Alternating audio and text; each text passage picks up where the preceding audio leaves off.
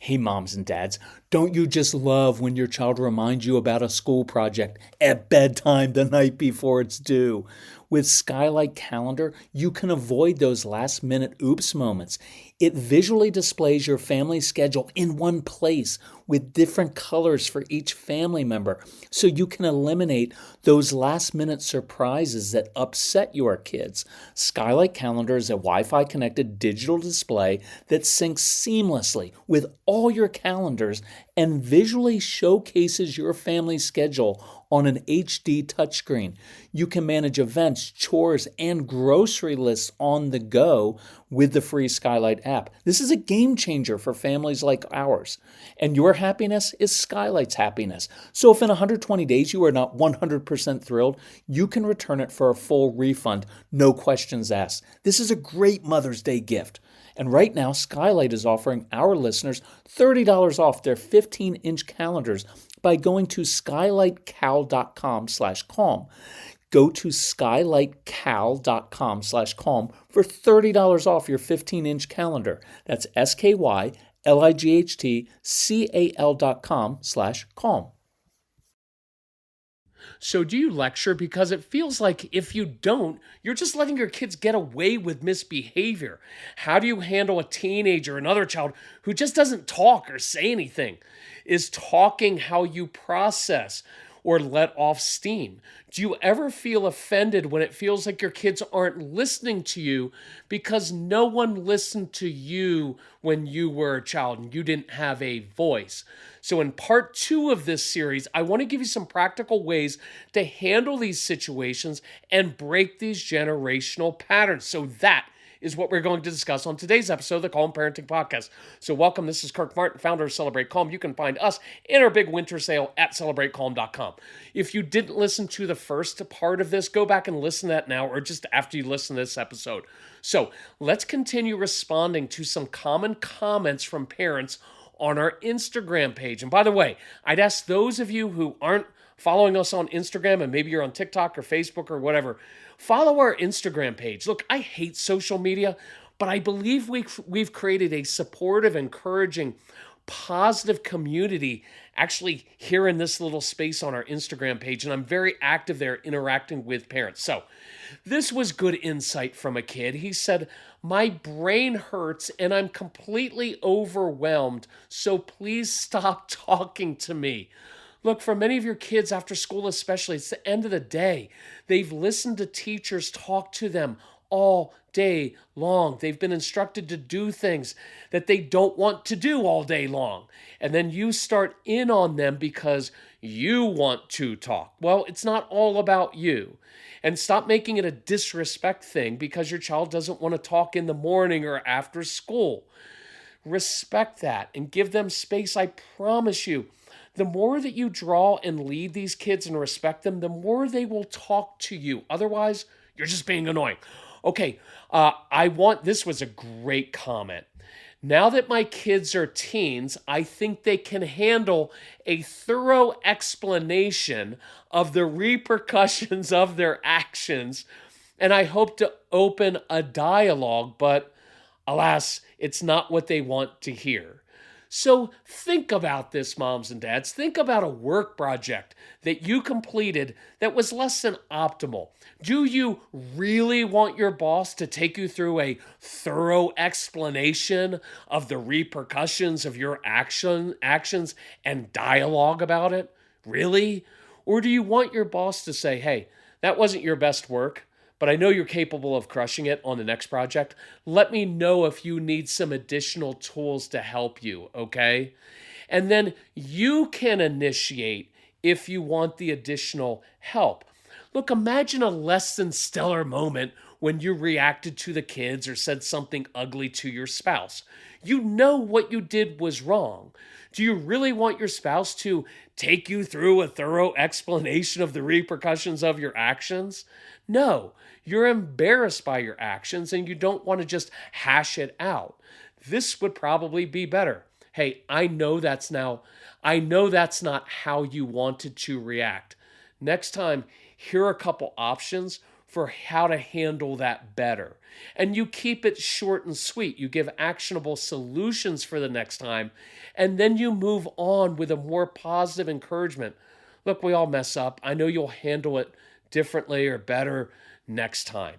With your kids, obviously, they can learn from the ramifications of losing their driver's license or their phone or their privileges, but you don't have to go on and on. Another parent said, hey, talking is how I process information or the stress of the moment. And this is really good insight. It's how most of us kind of hash out issues. We talk, we get feedback, we refine our opinions, we get more feedback and refine more. So, a few thoughts for you. One, give yourself permission to not handle in the moment. Walk away. You can say, hey, I just need some time to think about this, and go for a walk. Talk to your spouse about the situation first. Call a parent or a friend. Walk your dog. I'm looking at some horses out here with the neighbors. I go and talk to the horses. Why? They have great advice, and they always just listen to me, and I get clarity on a lot of our hikes. But I've learned in life, if I don't respond right away, and I go for a hike, a walk, and I hash it out inside of myself first, 99.9% of the time, it just works out better. If you need to talk, then practice asking questions and being genuinely curious, not interrogating. See, just saying like, hey, I'm curious. Take me through what was going on because I really want to learn and help you. See, what I want to do with discipline is take it out like, take it from, what were you thinking? How many times have I told you not to do that to, hey, I'm curious. Think about that. I really like this. I'm curious. You just made a decision, a choice. You just did something that you know was wrong and that is going to have negative consequences. And so I'm curious, why would you do something that hurts you? See, usually our discipline and usually us wanting to hash it out is we want to prove our point and get our point across. And it's more about that. And it's almost like, isn't it sometimes like marking off a checklist? Like, well, my child misbehaved and did something wrong, so I lectured him or her, and so my job is done. Isn't that true? Sometimes we fall into that trap with that checklist, and it becomes more about like, well, I did my part and I brought it up. But instead, I want to problem solve and say, look, you keep doing things that hurt you. It's not about me. These choices you're making keep hurting you, and so I'm curious, is there something that I could do to help you with that? See, I'm coming along side my child instead of just staring at them and just endlessly lecturing them, because those words just feel like heavy weights and like condemnation all the time. And I know many of you, especially those of you who grew up, a lot of you in a very religious background, it was all condemnation of everything was about wrong behavior, and now I've got to lecture you about that, and it just weighs on you. Then a lot of us, I'm a ADHD person. I've got a very, very busy brain and mouth. And so my encouragement is this. I know it's hard, but you're hurting your relationships. So you have to stop. You can't keep making excuses for this. Well, this is just the way I'm made. Well, I could use that for 10 different behaviors. I'm a man, right? What if I'm a man, right? Like that would let me get away with like a lot of things, but I don't make excuses for that. So that's why I want you to sit down and color and ask questions. Go to the bathroom. That's just a great one. I need to go to the bathroom. Why? Because most of your kids probably aren't going to follow you into the bathroom unless they're really little. And then you can take a walk, clean or organize something that gives you back a sense of control. Because when you're wanting to lecture, you know what? That's a really good one. When you're wanting to lecture, and I'm actually making notes here because I want to do a video on this one, so forgive me for that, but sometimes this stuff just pops up. When you're lecturing, it's partly because it feels out of your control. So in that moment, go clean something, go organize something in your home. I do that because it gives me a sense of order inside. Okay, here's a great comment. We're both teachers, so we do a lot of talking. Again, no excuses, right? Switch to learning by asking questions, by being curious, by modeling, by teaching by example. Your kids aren't your students. It's like if you're an attorney, do you think it would be helpful to litigate every incident with your kids? If you were an engineer, do you think it would be helpful to flow chart all of their behavior? No. Okay, here's a very common question. I don't want to ignore the behavior, so I feel like I have to say something, and I don't want them to think it's okay or let them get away with it. Look, you know from our listening to our podcasts and our programs, we don't ignore behavior. We just don't react to it. We don't give it negative energy. So I can say very matter of factly, hey, that kind of response isn't going to work in my home. Why don't you come back into the room and try that again? You can address the behavior without going on and on. Short and sweet discipline is way more effective. The more words you use, the less valuable they become. And the most valuable words, the most valuable thing you can do is just to actually do what you said you were going to do. See, I promised you if you talk to me like that, if you hit your sister, if you do X, this is just going to be the outcome of that. And so then you keep your promise. See, I like that a lot. You chose to stay on your screens for an extra 3 minutes, so you chose to forfeit them tomorrow or lose 30 minutes tomorrow. There's no drama. Your kids already know right from wrong, so they're not going to think it's okay. Let's just start practicing. I would go through, if you struggle with this, go through the Discipline That Works program, because that we go through on no drama discipline. It is very liberating, and your kids will actually listen to you. Okay. This one, I just want them to understand. Look, your kids do. Your kids already understand. Here's the comment. I feel like I want them to understand why I'm making the decision, so I over-explain. But I also want them to know I care. So I'm wanting to have this conversation. But it just ends up sounding like you don't trust them to learn it themselves, that you don't trust them to figure it out and make good choices. Look, your kids already know you care, probably too much, but that ends up pushing them away when you just keep going on and on. Remember we talked about in the last episode, when you're really emotionally invested in getting through to your kids, guarantees they'll resist even more. Kids are not looking to be convinced. Stop trying to convince your kids that you're right. They're never going to be like, oh, you know what? You have so much wisdom. I just realized your logic is so infallible, mom and dad. It's not going to happen. Sometimes you have to be decisive. Let them be upset without trying to get them to agree with you. It's called leadership. Oh, my kids get angry when I give them mommy lectures. And I would just encourage you with this. Anything that begins with, kids, it's really important that you learn, those lectures in that syrupy, sweet tone sound patronizing. It would make me furious if I were a kid. You know what they're thinking? Talk to me like an adult.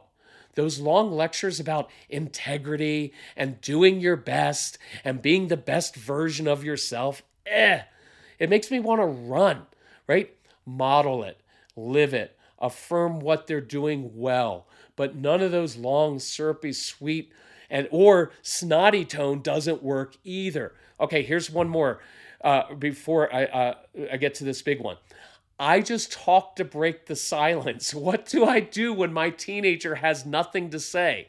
Well, why do you have to break the silence? See, that's your own insecurity and your own discomfort, and that's making it about you. If your teen or tween or 5-year-old wants to sit in silence, then honor and respect that. See, a lot gets said sometimes by being that stable, no drama person driving the car or sitting in a room, not feeling compelled to fill the space or force a discussion. You're building trust during those moments. Otherwise, you're just being annoying.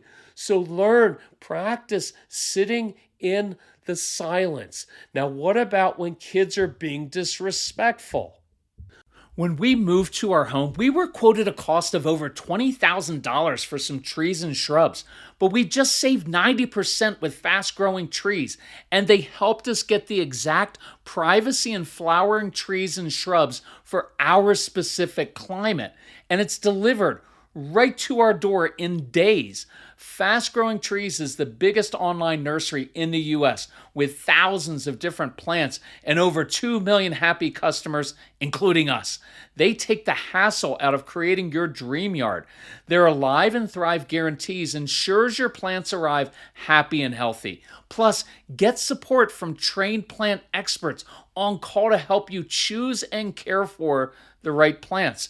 This spring, Fast Growing Trees has the best deals for your yard, up to half off on select plants. Plus, listeners to our show get an additional 15% off their first purchase when using the code CALM at checkout. That's an additional 15% off at fastgrowingtrees.com using the code CALM. fastgrowingtrees.com/CALM. Offer is valid for a limited time. Terms and conditions may apply.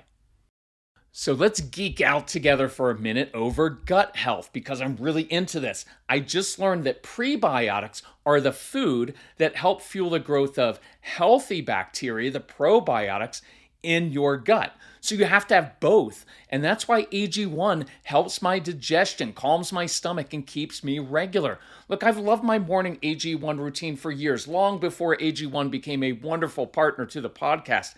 It's a quick, easy win because I start my day with 75 vitamins, probiotics, prebiotics, and whole food sourced ingredients. I just don't have that stomach distress anymore, where that bloating, that kind of interferes with your day and puts you on edge. Plus, my weight is down. I've got energy for this hiking season. I'm drinking my AG1 right now while I'm recording this, and I think you should as well. AG1 is offering new subscribers a free $76 gift when you sign up. You'll get a welcome kit, a bottle of D3 and K2, which I love, and 5 free travel packs in your first box. So check out drinkag1.com/calm to get this offer. That's drinkag1.com/calm to be kind to your gut. So mom wrote this. It is so hard because when they're talking back or being disrespectful and we're being quiet, it feels incredibly permissive. It feels like they're the ones in charge, like you are agreeing with what they're doing or saying. I just want to reassure you, if your child is talking back to you and being disrespectful, they know it's not right. They know it. And so what is your other option? Just to jump in and say, you're not going to talk to me like that, young man, young woman. It just escalates things. There's nothing about being quiet that says, you know what? You are right about what you're saying, and it's okay. They can read your face. Something else is usually going on. Now, I've done this in other podcasts. One of two things is going on.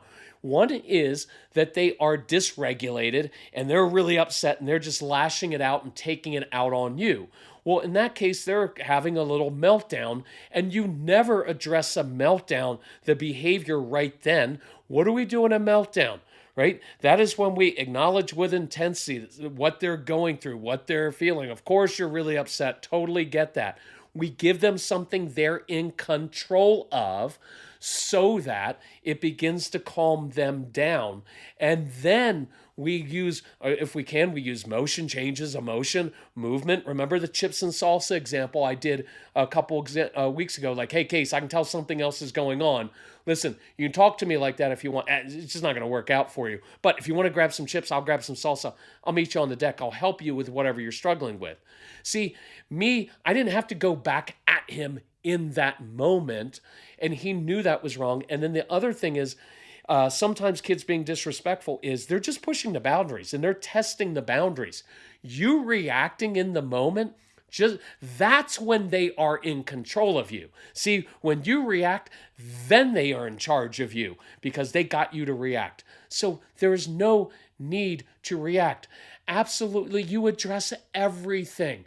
You just use wisdom to know that when your talk is going to have the maximum benefit, when it's going to land, but it's not in the moment It almost never works in the moment when someone is upset. Think about us, you with your spouse, right in the moment.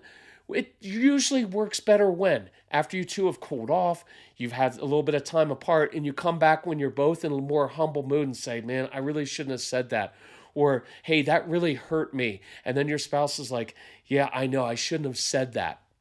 But not in the moment. So there's wisdom in knowing when to let kids blow off steam, when to address situations so you don't escalate it. But your kids know right from wrong. They know when they've gone too far. They're just embarrassed and don't want to admit it while they're being looked at. So you can always use tough discipline. I've been through that, but do it afterwards. Let it calm down first. One of my favorite things to do with Casey at times afterwards is say, like, hey, I know that you know that was wrong, what you just did. And I'm curious, what do you think your next step should be? And oftentimes he'd be like, I'm sorry, Dad. See, I was putting it in his court rather than, you know what, you need to apologize to me right now, young man. I like putting it in their court, but lecturing, that anxious lecturing where I really feel like you need to listen to me and hear me, it doesn't work. Okay, great one. Hey, it's a way to let off steam. That's what a lot of parents say. And I get your frustration as a parent, but this is akin to saying that yelling at my wife is just me letting off my steam. It's both unhealthy and counterproductive. So, what are positive ways you can let off steam? Physical activity, sensory exercise, getting a good sweat. Do something that gives you a sense of control. Meditating, prayer, talking to a friend. But find a better avenue than lecturing your kids. And we're going to get into this a little bit more in this next question on being assertive and self-care. So, very, very common. I was dismissed as a kid. I've never been heard. And a mom said, I believe it is so hard because I got shut up or dismissed as a kid. So I tend to over-explain and lose it when I'm not listened to. Plus, I feel like it's my job to convince people with arguments. That's a bad idea. Stop that. And I lack alternatives. So think about this. Let's work on the root of some of these childhood issues, right? And you can say, hey, when I was a child, I did not feel valued. My opinions were not respected. My parents did not listen to me, so I felt dismissed, like my thoughts were not important. But now I'm a grown adult and I have wisdom to share, so I will do that with my kids respectfully in a healthy way. See, you can acknowledge how hard that was for you as a child. And it makes perfect sense that you would feel hurt when you're not listened to. I get that completely.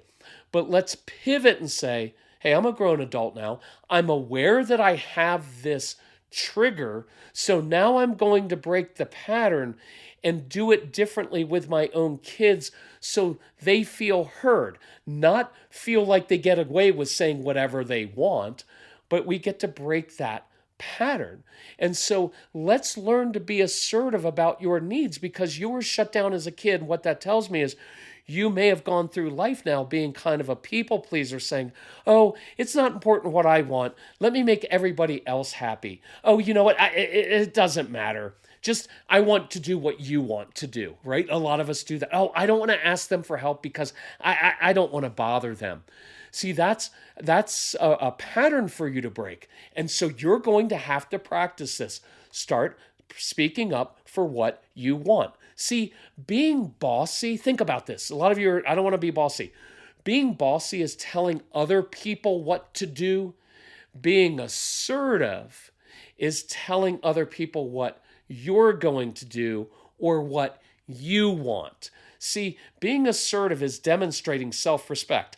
I have specific certain needs that I know. I have physical, emotional, spiritual needs. And so in order to demonstrate self-respect, I make my needs a priority. That is not selfish at all. What is selfish, if you want me to guilt you a little bit, is moms, is when you do everything for everybody else and nothing for yourself, because many of you had that martyr mother, and it sounded like this really virtuous thing of like, oh, I self-sacrifice for everyone else. But what happens is you become resentful and worn down, and then you need your kids to behave. You need them to listen to you.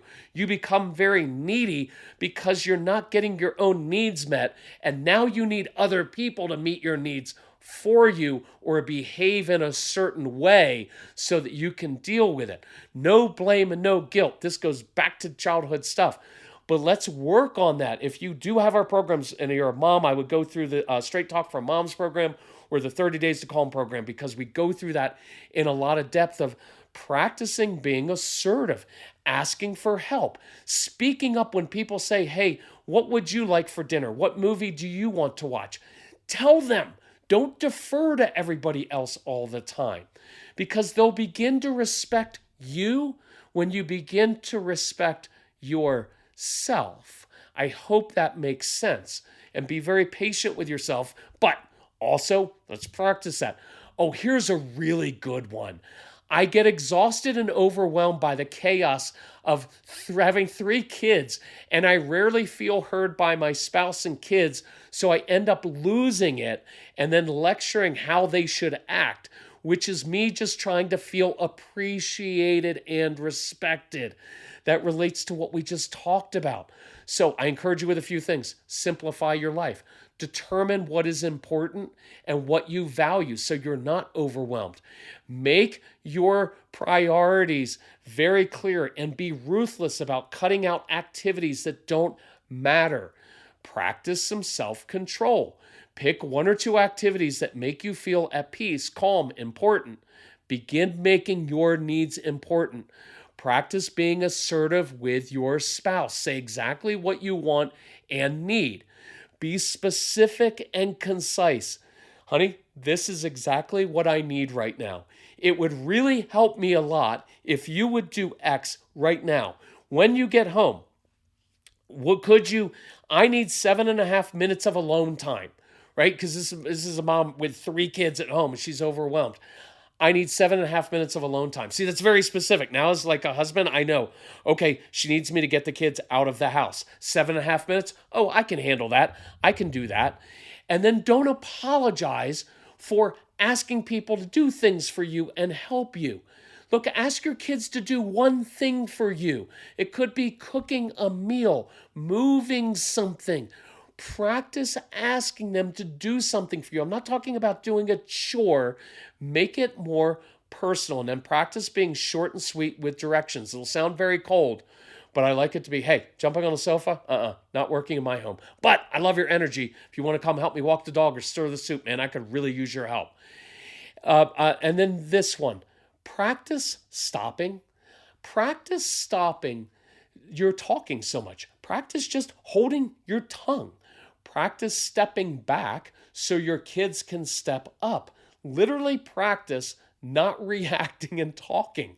Now, here's the one I kind of wanted to end on. Mom said, I have this problem. And after the moment has passed and I reflect when I'm not upset, I realize my dad used to do this to me. I wasn't allowed to have the last word or really any word. And now my daughter, it's such a trigger for my angry emotional reactions. I really don't want to do it anymore. Sometimes I stuck in this idea that my kids must listen to me no matter what. But I don't want them to be adults that do that when they feel disrespected. So here's the beautiful thing, moms and dads. You get to break the generational patterns. You get to create a new family tree. You get to become that confident authority figure who allows your kids some independence and ownership within your boundaries, who knows your job is not to control your kids and not to control all their outcomes. Your job is not to fix everything for them. That is liberating for everyone. You get to model how to live. You get to drop wisdom on them. You get to learn how to de-escalate situations. Try that sitting and coloring. You get to come alongside and teach. You get to discipline decisively. You get to encourage them when they fail and encouraging them when they make progress. I know this is hard. I appreciate you digging into this and really working hard at this. But let's make progress in this area. If you need to, go back and listen to the last podcast because this will change your home very quickly when you begin to master this. Because you know what else, when you're mastering this, you're really dealing with a lot of deeper stuff and childhood issues.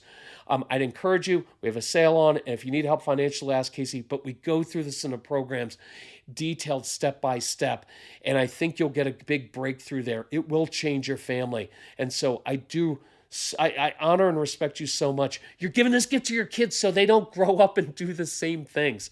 So thank you all, moms and dads. Love you all. Thanks for sharing the podcast. We'll talk to you soon. Bye-bye.